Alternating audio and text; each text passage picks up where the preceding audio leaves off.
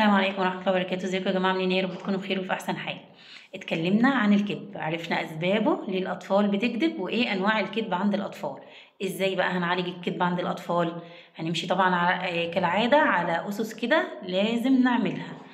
أول حاجة احنا دايما بنتكلم فيها القدوة الحسنة. لازم الأب والأم يكونوا قدوة حسنة لأولادهم. ما ينفعش نكذب، ما ينفعش نكذب قدامهم وهم عارفين ان احنا بنكذب، وما ينفعش نكذب عليهم. تمام؟ ما ينفعش نوعدهم بحاجة واحنا مش هننفذها. ما ينفعش نقول لهم لو عملتوا كذا هعمل لكم كذا، ولما هم يعملوا ما ننفذ لهمش. اولا هيفقدوا الثقة فينا، ثانيا هيتعلموا هم كمان يكذبوا وهيستسهلوا الكذب. ماما وبابا بيكذبوا، فايه المانع ان احنا نكذب؟ فلو حتى وعدناهم بوعد فيا اما هننفذه، ما نوعدش بحاجه غير اذا كنا فعلا قادرين ان احنا نعملها. لو مش قادرين بنجيبهم وبنعتذر لهم وبنديهم مثلا، نعرفهم مثلا ايه، يا مثلا يختاروا بديل مناسب لينا بقى لان احنا مش هنقدر على الوعد دوت، يا اما يصبروا علينا لغايه لما ننفذه لهم. بس ما نقول لهم، ما نوصل لهمش ان احنا كنا بنكذب عليهم، لكن لا، في ظروف طرقت هي اللي ادت لكده. ما ينفعش الطفل الصغير نقول له تعالى خد في حاجه في ايدي ومفيش حاجه في ايدي، ما ينفعش. كل الحاجات دي والله مهما كانت بسيطة لكن بتأثر وبتنعكس على سلوك الطفل.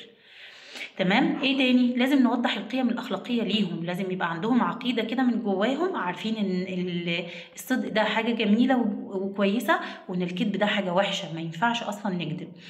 برضو ازاي؟ في احاديث كتير، في حديث احنا حفظناه من واحنا صغيرين، الرسول عليه الصلاه والسلام قال ايه؟ آية المنافق ثلاث: اذا حدث كذب، واذا وعد اخلف، واذا اؤتمن خان. اول حاجه الكذب، معنى كده انه صفه وحشه جدا، ما ينفعش المسلم اصلا انه يكذب. تمام؟ والرسول عليه الصلاه والسلام كان اسمه الصادق الامين.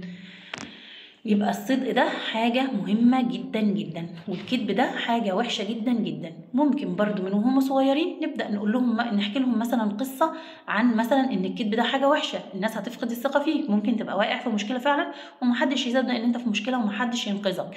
ممكن قصة مثلا اللي احنا برضو كنا عارفينها من واحنا صغيرين، الولد اللي بيغرق، اللي كل شوية يقول انا بغرق انا بغرق، والناس لما تيجي تنقذه بيضحك عليهم، يقول لهم انا بضحك عليكم ويكمل عوم. ولما جه فعلا علشان وهو فعلا تعب وكان هيغرق وينادي على الناس، محدش كان راضي يروح ينقذه لان هما خلاص ما بقوش مصدقينه، فهو كذاب. فالكذب بيبقى العواقب بتاعته كمان وحشه. نبدا بقصه صغنونه نبدا نحكيها له.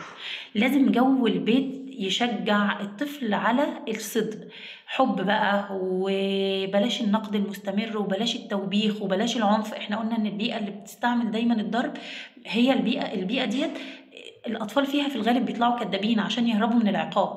لازم يبقى فيه لغه حوار ما بيننا ونتكلم مع الطفل. لازم نتعامل مع الموقف اللي كذب فيه الطفل بمنتهى الحكمه، نقعد ونتكلم معاه ونعرف هو ليه بيكذب. تمام؟ طيب ولو اعتذر نتقبل اعتذاره بهدوء، بس نعرفه ان الكذب ده اصلا امر مرفوض وما ينفعش ان احنا نكذب.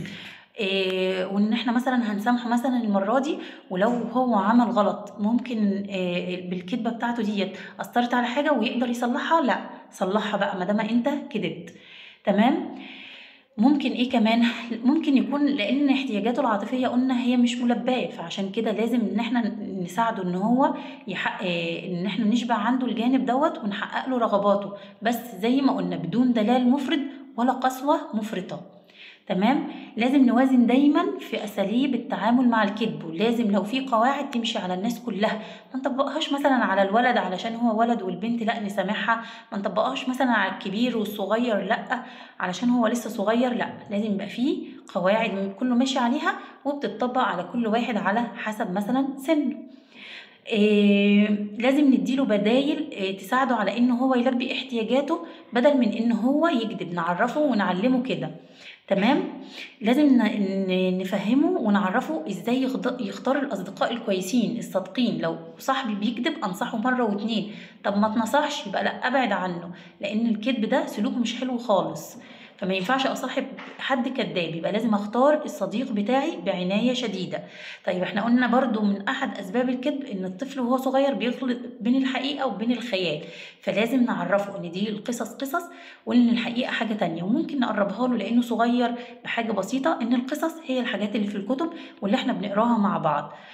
والحاجات اللي احنا بنتخيلها في دماغنا، لكن الحقيقة هي اللي بنشوفها بعينينا قدامنا وبنسمعها بودنا، فدي حقيقة. ممكن الطفل يبدأ يفهم ويستوعب من حاجة زي دي، يبقى مفيش حاجة في دماغنا نقعد نقول ان هي حصلت، لا، اللي انا شفته بعيني يا ماما، انا شفت ده بعيني، انا سمعت ده بوداني، فيبقى دي حقيقة. لكن اللي في الكتب ده دي قصة. تمام؟ دايما الكذب ده سلوك مرفوض تماما. اللي بيكذب دوت نعلمهم ان هو انسان ضعيف، هو بيكذب عشان خايف، فما ينفعش ان احنا نكونوا ضعفة، واحنا ما بنخافش غير من ربنا، فلازم نقول الحقيقة عشان ربنا يبقى راضي عنا. لكن احنا لو كذبنا يبقى ربنا مش هيبقى راضي عنا، فممكن نوصلها له برضو بالطريقة دي. تمام؟ اتمنى بقى اني اكون افدتكم، ولو في اي اسئله عايزين تسالوها انا ما غطيتهاش سيبوها لي في التعليقات، وان شاء الله باذن الله هرد عليكم. واستنوا بقى سلوك تاني وازاي نعالجه في الحلقات الجايه ان شاء الله باذن الله. اتمنى اكون افدتكم، اتمنى تدعموني. لو انتوا بتتفرجوا على الفيسبوك اعملوا متابعه وارفعوا البوستات، ولو انتوا بتتفرجوا على اليوتيوب اتمنى ان انتوا تشتركوا في القناه، اكيد هتنوروني وهتساعدوني. وقبل ما ننهي كالعاده نصلي على النبي واقول لكم السلام عليكم ورحمه الله وبركاته.